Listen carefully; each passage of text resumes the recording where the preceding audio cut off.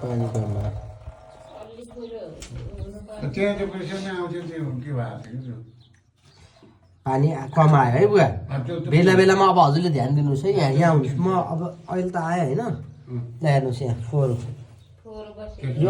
यो चाहिँ कस्तो हुन्छ नि हजुर आफैले बेला बेला सफा गर्नुपर्छ है हजुरको घरमा फोहोर है ल्याएर नि त यो के आएछ यो झुम्टा आएछ यो के आएको यो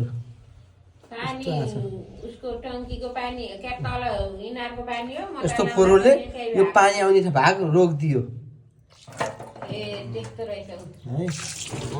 ल पानी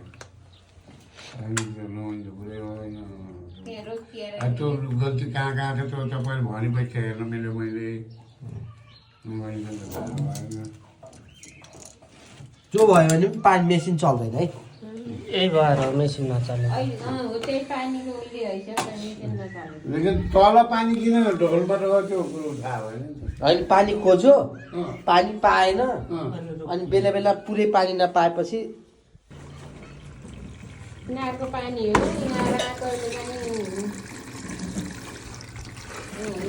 पानी चाहिँ अलिकति राम्रोसित फोर्सली आउनुपर्छ है ल पानी आइसक्यो अहिले आएको थिएन पानी